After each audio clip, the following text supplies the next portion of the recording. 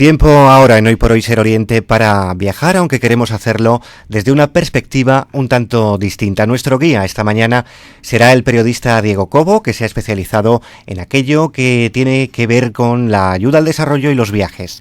Dos vertientes que enseguida van a escuchar, van a comprobar, son compatibles entre sí. Diego Cobo, buenos días. Hola, muy buenos días, ¿qué tal?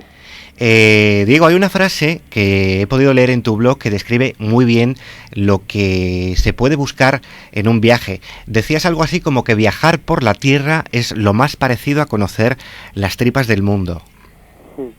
Pues no sé si lo habrás escrito, supongo que sí, si lo dices lo recordará, pero sí, viajar por la tierra y sobre todo viajar por tierra, ¿no? Y a mí me gusta mucho, pues aquí hay que tener tiempo, claro, pero viajar pues en autobuses, en trenes, en camionetas, así es como realmente se conocen las tripas del mundo. Sí. O sea que después de muchos kilómetros que has hecho sí que puedes confirmar que es una manera de conocer con los pies en la tierra y nunca mejor dicho. Sí, pisando lo que pisan los habitantes de cada lugar, porque o sea, viajando como viajan ellos y conociendo las cosas que conocen ellos, así creo que es como se conocen las cosas. Hay quien podría pensar que este tipo de viajes podrían ser algo parecido a unas vacaciones, y hay que dejar claro que se trata de un trabajo que busca precisamente eso que comentas, ¿no? Dar una perspectiva que no aparece en las guías de viaje al uso. Sí, y sobre todo que es algo cansado. Viajar, yo ahora vengo de Perú, me he metido muchos kilómetros, miles de kilómetros y decenas o centenas de horas, me atrevería a decir, en transporte, por ríos, por autobuses, con calor, parando muchas horas porque se caían, bueno, por los derrumbes en la carretera. Es muy cansado, entonces es más cómodo ir a una oficina por la mañana, claro. Decías ahora que has regresado hace muy poquito de Perú. ¿Cuánto tiempo has estado por la zona? He estado 6 semanas.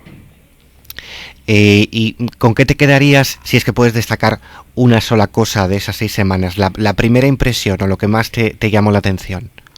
Bueno, lo que más me ha llamado la atención ha sido un viaje que he hecho hasta Iquitos, que es una ciudad en mitad de clavada en el Amazonas, en la región de Loreto, y es lo que más me ha gustado porque es la zona más remota en la que he estado en este viaje. Está, en el mejor de los casos, a 2 días en un barco rápido de Yurimaguas, que es la última ciudad donde existe carreteras y más parecido a la civilización. Entonces esa travesía por el río, primero Guayaga, luego Marañón, luego Amazonas, ha sido bastante apasionante. Hablaba yo antes de tu blog, no quiero que se me olvide comentar que pueden acceder a través de decobo.com, de Diego, decobo.com. Allí van a encontrar fotografías y distintos enlaces para visitar el blog y otras muchas páginas. También tienen la manera de ver tu trabajo en distintos medios, que si quieres podemos repasar algunos, porque has escrito desde El Mundo, pasando por el Diario Montañés, en web tan conocidas como Periodismo Humano, El Diario.es, en fin, El País. Hay un poco de todo. Sí, dependiendo de los trabajos que hago, pues luego busco una ubicación en un lugar u otro. A mí, por el trabajo que hago, me gusta escribir reportajes un poquito más reposados, entonces huyo un poco más de los diarios. Cuando escribo en un diario, pues eso, como has nombrado, en El Mundo, o en El País, o en Diario.es, suelen ser en secciones de reportajes, ¿no? Por lo que, o en suplementos incluso. Así que donde suelo publicar sí es en esos suplementos, en esas partes de reportajes de los diarios, y también en el tema de viajes bastante en revistas. La pregunta, yo sé que en estos tiempos quizás es un poco complicada, no sé si se puede vivir del periodismo en esa faceta de la literatura, de las palabras que tiene que ver con viajes. Buena pregunta, no sé qué responder. Estamos quizá entre un sí y un no. Sí, un no porque no, no te vas a hacer rico, pero te queda siempre la satisfacción de esas historias humanas que van apareciendo en el camino, sí, ¿no? Sí, a ver, trabajando mucho en cada viaje se puede, yo creo que se puede conseguir, pero a un nivel, con una exigencia grande, con una gran exigencia, escribiendo mucho en cada viaje y sobre todo viajando mucho, porque también depende del tipo de reportajes que hagas. La idea es complementarlo con otras cosas, y ir únicamente de esto es difícil. Se puede, yo creo que se puede, pero lo ideal es complementarlo con otras cosas. O sea, hay que tener una especie, no sé si de vocación de locura o de esquizofrenia para lanzarse a esta carrera. Bueno, es una aventura en cualquier caso. Hablábamos de Perú y leía también entre tus artículos que Perú tiene heridas que no están cerradas. Una muestra de esas cicatrices puede ser la historia de Sergia Flores o de Juana Carrión, que eran las que a mí más me llamaban la atención, ¿no? Si las podemos resumir en unas líneas. Sí, bueno, durante los años 80 y 90 en Perú se desarrolló el terrorismo de la mano de los grupos comunistas primero de Sendero Luminoso y luego del MRTA, y entonces se libró, ya te digo, justo desde el 80 hasta el 92 décadas, hasta el 99, vamos. Se desarrolló 20 años de terrorismo por parte de esos grupos y la contrasubversión por parte del Estado, y en el mitad quedó la población. Murieron casi 69.000 y 70.000 personas, civiles, la mayoría de ellos, rurales, inocentes, la mayoría de ellos. Entonces se libró una lucha absurda, por una parte del terrorismo de una gente que impone sus dogmas, y por otra parte un Estado que no supo actuar bien y mató indiscriminadamente, pasando por terroristas, poblados enteros, matanzas, o sea, algo bastante brutal. Entonces eso que nombrabas de Sergia Flores son viudas de personas, de hombres a los que el Estado asesinó indiscriminadamente y sin juicio previo, y obviamente acusando de pertenecer a un grupo terrorista cuando eran agricultores. O sea que, bueno, pues este tipo de historias humanas que no ocupan espacio en los medios y que a veces sí deberían estar, sí deberíamos tenerlo en cuenta. Has pasado también por la selva amazónica, la parte que corresponde a Perú, ¿no? Sí, eso es.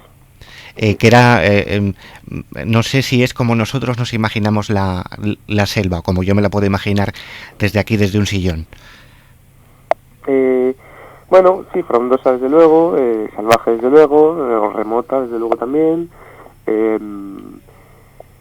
y no sé, hombre, yo como viajero turista en ese sentido me he tenido que internar con un guía los días que he entrado, entonces tampoco puedes acceder a lugares demasiado alejados. Hay que ser prudente también en ese sentido. Claro, tiene su riesgo, tiene enfermedades, tiene fauna, Entonces, bueno, entras a lugares que más o menos están, no voy a decir domesticados, porque no creo que la selva esté domesticada, pero sí más o menos controlados. De Perú hablamos, pero también podemos hablar de Alaska, que no sé si después de tu visita sí estás convencido de que es la última frontera o no. Sí, yo creo que sí. Además, sobre todo lo que le corresponde de leyenda y de mito, el mito de la última frontera, yo creo que sí.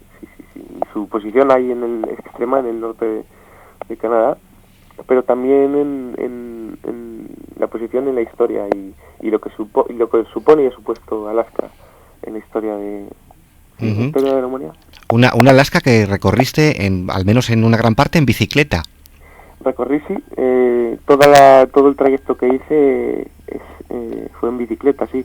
Por que te cuenta que solo el 10% de Alaska tiene red de carreteras, el resto no tiene, no hay acceso por tierra, vamos, solo por ríos y sobre todo por aire.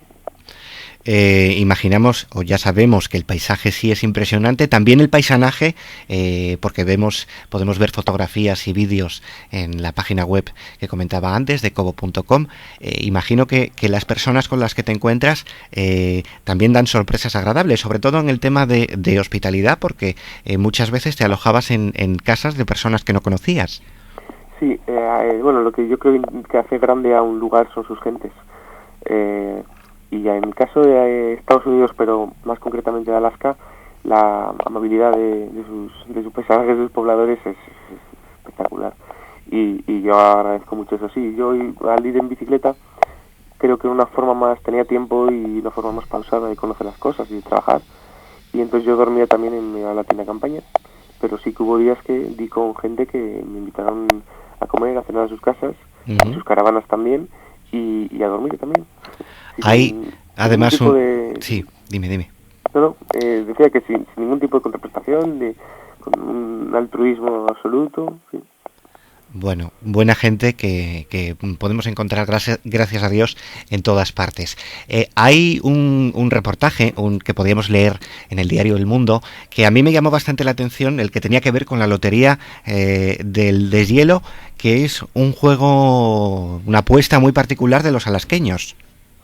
Sí, efectivamente, es una apuesta, es una lotería en la que, a ver, ¿cómo podríamos decirlo? El vencedor es quien acierte no solo el mes, no solo el día, no solo la hora, sino también el minuto en el que comienza el deshielo del río Tanana, que es un río, bueno, en mitad, en el ombligo de Alaska, en mitad de Alaska. Entonces se coloca un trípode conectado a un cable que está conectado a un reloj. Entonces cuando se desplaza una serie de metros o se cae, pues suena la alarma, y ese es el momento en el que suena la alarma, en el que se sentencia el momento exacto bueno, del Del deshielo. deshielo, sí. Quien haya Difícil acertado, está conseguir el premio entonces. eso es. Y es un bote importante, son 300, el año pasado fueron $360,000, o sea que no es una broma. Por eso nos llamaba la atención. Antes de ir terminando, tienes también una estancia de varios meses, casi un año creo, en Cuba. ¿Qué destacarías de esos meses allí? ¿Con qué te quedarías? Pues lo mismo que Alaska, sus gentes. Cuba lo hacen también grande sus gentes, la población. Es un país, bueno, es un país surrealista, pero es un país maravilloso. Cada día es una historia y una aventura. Cuba, sus gentes, desde luego. ¿Podemos destruir algún mito de esos que tenemos asociados con Cuba y que luego en el día a día no tienen nada que ver con lo que pensamos aquí en Europa, con esta mentalidad nuestra? Sí, hombre, efectivamente el tema de Cuba es un tema particular porque, bueno, llevan 50 años bajo un gobierno, un régimen pues muy especial, no lo juzgo, pero muy especial al menos, y eso deja huella, y deja huella supongo que positiva, pero también negativa. Positiva por ciertos valores que en el mundo occidentalizado, donde el sistema económico campa sus anchas, desde luego que ha desaparecido, como son ciertas cosas de solidaridad, de comunidad, ¿no? O sea, de resumen como de comunidad. Aquí ya nos hemos pasado un poco de vueltas, pero tiene un lado negativo que, bueno, prefiero no contar. Sí, no vamos a entrar en cuestiones políticas, hablamos siempre del lado humano de los viajes. De Cuba creo que pudiste saltar a Nicaragua, no sé si encontraste algún contraste. Sí, hay una frase que veía yo en una de tus fotografías que me resultaba curiosa, decía algo así como paz y bien, todo para bien. No sé si en Nicaragua tienen por lo menos paz últimamente. Bueno, sí, efectivamente, a Nicaragua fui después de Cuba. En Cuba estuve un año y luego 3 o 4 meses después me hacen unos reportajes a Nicaragua. Pero a mí me sorprendió mucho Nicaragua, porque sí, efectivamente yo venía de Cuba, había estado un año en Cuba, entonces me sorprendió Nicaragua para mal, porque se supone que, Nicaragua es una democracia como las conocemos aquí, con votación y con toda esta parafernalia, pero me sorprendió mucho el nivel de autoritarismo, de manipulación, en las cuestiones políticas salí con el paladar un poco amargo de Nicaragua, la verdad. Mucho peor que en Cuba, a mi juicio. Porque en Cuba, sabes cuál es su historia, sabes su trayectoria, y en Nicaragua también, ¿no? Y entonces lo que se ha convertido en Nicaragua... Bueno, en fin, habrá tiempo para que cambien las cosas, o a eso esperamos al menos. Vamos a dar las gracias a Diego Cobo, que ha tenido la amabilidad de atender esta mañana la llamada de la SER. Diego, gracias por estar con nosotros esta mañana. Muchas gracias a vosotros.